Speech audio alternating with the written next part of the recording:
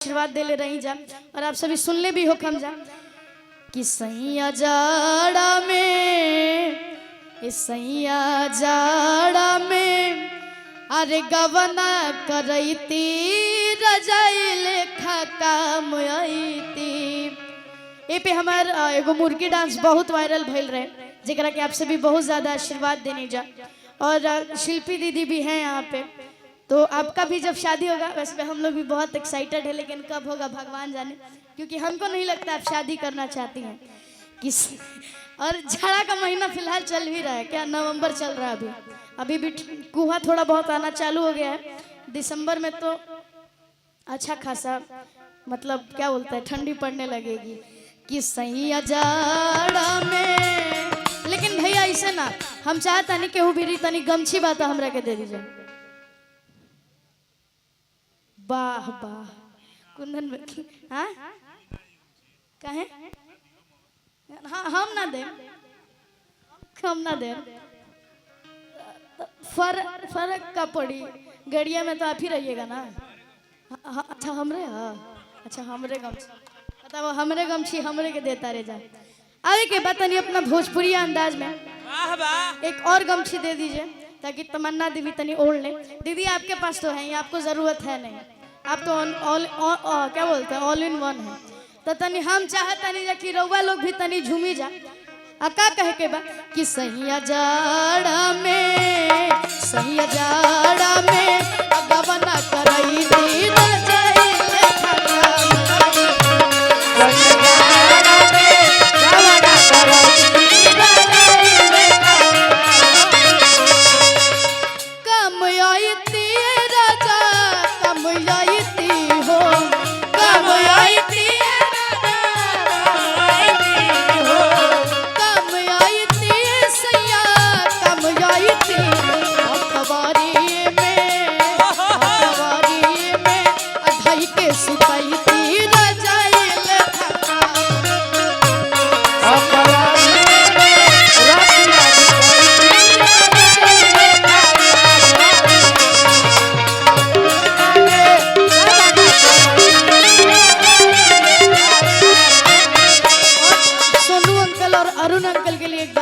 काफी अच्छे भाई हैं।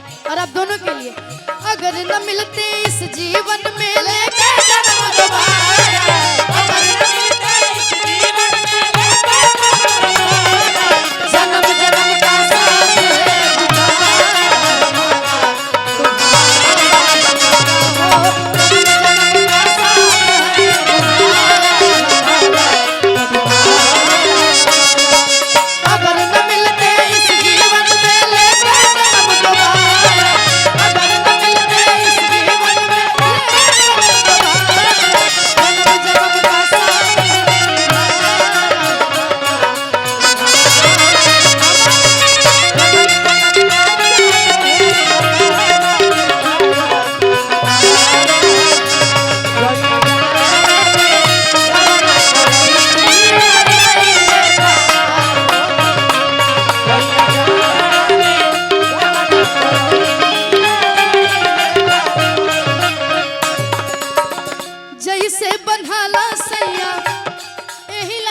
मुर्गी बड़ी वायरल भेल रहे। लेकिन हमने के भोजपुरी में कहावत बा, विजेंद्र बाबा खेत में खुरपी पंडित जी के माथ पे चुरुकी। अब भोजपुरी में महत्व होला मुर्गी के, लेकिन हम चाहता नहीं, हम तो मुर्गी मारे नहीं, लेकिन हमारे दिल से इच्छा बा कि हमरा मुर्गी मारे से पहले काहे रउआ मारे। हमारे दिल से हार्दिक इच्छा बा, हम चाहता नहीं दीदी खड़े हो जाए मारी तो बाबा उठ जाए, उठ जाए ना मारा। ए महाराज नाम हंसवाई हमार बाबा ही महाराज रवा के बताइए, हम इतना प्यार से बोल, इतना बढ़िया रवा ठुमका लगाई ऐसे ऐसे एगो मुर्गी मारी महाराज, ऐसे ऐसे करम रहुआ। बिहार राज्य का नाम हंसवाई का बाबा। आई एक बार जोरदार ताली से स्वागत करी जा भाई। आवे के बाद बाबा जैसे बंधाला सैया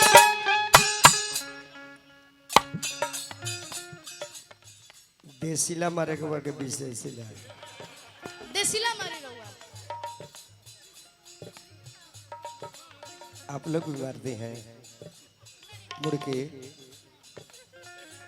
हमने के बिहार में जब बाढ़ आवेला ना, अब पानी जब पुल में बोबिया के ढुकेला तल ई भोजपुरी है। तो हमने किया के लड़का कागज के नाई बनई है, ओई पर चिउटा चिउटी ध के आ देखिए जे केकर नाई आगे निकलल बिया। आही कपड़ा उपड़ा उतार के फ्री इंडिया वो तो चावरा बा अने बोबियोले बा पानी आ कपड़ा धरे बड़े पुल पर डब दी मरी है। बाबा हाय जैसे बनहाला सैया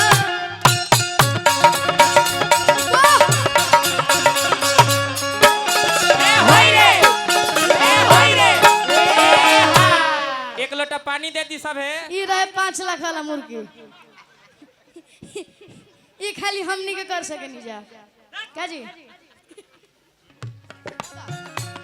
एक खाली और एक खाली और ये बर्तन का विदेशी वाला दिखा दी तनी। हाँ हाँ कैमरामैन फोकस करो, फोकस करी जा बढ़िया से। यूट्यूबर वाला लोग का नया थोड़ी बा, उ लोग बहुत बार मरवौले बा। मुर्गी मुर्गी आवे के बा जैसे बनहाला सैया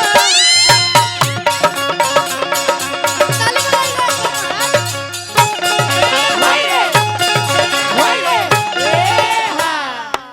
अरे एक बाल्टी पानी लगी का है दादा। एक पानी में एक और पूर्वज बिया हट, आई हाँ। क्या बात बा, हमरा बहुत बढ़िया लगल कि आप इतना प्यारा मुर्गी मरनी। हमरा बहुत बढ़िया लगल। हमरा बाबा के तरफ से बहुत आशीर्वाद, ये हमरा खातिर बहुत सौभाग्य के बात बा।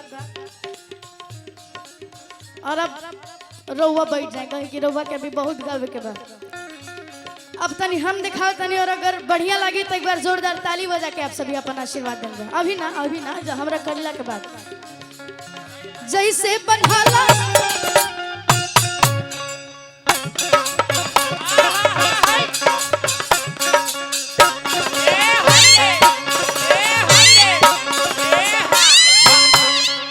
अरे बना रहा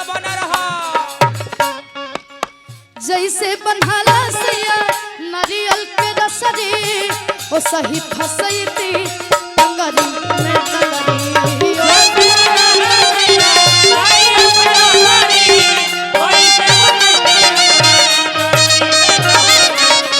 जैसे बनहाला सैया नारियल के रसरी ओ सही फसैती टंगरी